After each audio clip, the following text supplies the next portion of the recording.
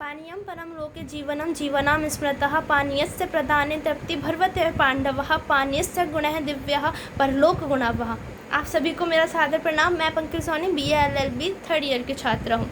जैसा कि आप सभी जानते हैं, हमारा विषय है जल संकट, सरकार या लोगों की विफलता, जिस पर मेरा मानना है जल संकट सरकार की नहीं बल्कि हम जैसे लोगों की विफलता है। अब इस विषय पर आगे बढ़ने से पहले मैं आप लोगों को स्पष्ट करना चाहूँगी कि आखिर जल संकट से हमारा अभिप्राय क्या है।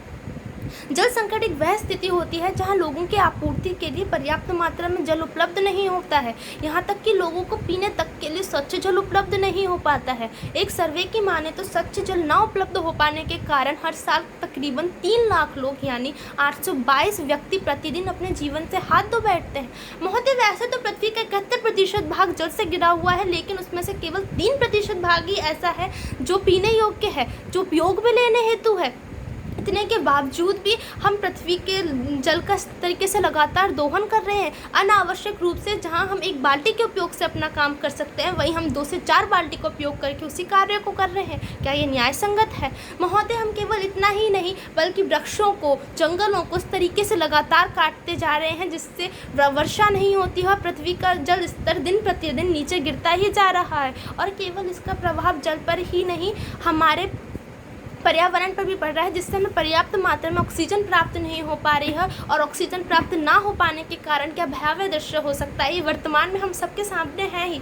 महोदय, केवल हम लोग यहीं पर आकर नहीं रुकते हैं। इतने के बावजूद भी हम लोग जो पृथ्वी पर शेष स्वच्छ जल बचा हुआ है उसको भी दिन प्रतिदिन प्रदूषित करते जा रहे हैं। Grey water, black water, sewage water इत्यादि कचरा, ये सब हमारी ही तो देन है, जो जाकर झीलों, नदियों, समुद्रों के शुद्ध जल में जाकर मिल जाता है और उसको प्रदूषित कर देता है। ये जल केवल मनुष्य के जीवन पर ही नहीं बल्कि जलीय जीवों के जीवन पर भी बहुत ही गहरा प्रभाव डाल रहा है। लेकिन महोदय, जहाँ जल संरक्षण की बात आती है, हम जैसे लोग पीछे हट जाते हैं और सारा आक्षेप सरकार पर लगा देते हैं कि सरकार ने कोई योजना नहीं बनाई है। लेकिन महोदय, जिस तरीके से ताली एक हाथ से नहीं बजाई जा सकती, उसी तरीके से केवल सरकार की योजनाओं से जल संकट इस धरती से दूर नहीं हो सकता है।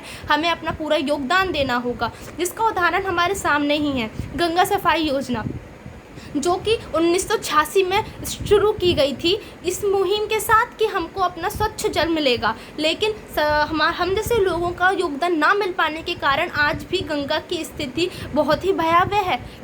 और अटल भूजल योजना, ये भी सरकार के द्वारा चलाई गई एक मुहिम है जल स्तर को, पृथ्वी के जल स्तर को बढ़ाने की। लेकिन यदि हम जैसे लोग इसी तरीके से लगातार जल का इस तरीके से दोहन करते रहेंगे तो क्या हम इस भूजल स्तर को बढ़ा पाएंगे? नहीं महोदय, ऐसा बिल्कुल भी मुमकिन नहीं हो पाएगा। मेरा मानना है कि जल ही जीवन है, उस जीवन को हम सब मिलकर ही बचा सकते हैं। अब जाने से पहले मैं बस यही कहना चाहूँगी, जिसे आज तक ना समझे वो कहानी हूँ मैं, मुझे इस तरीके से बर्बाद ना करो, पानी हूँ मैं। धन्यवाद।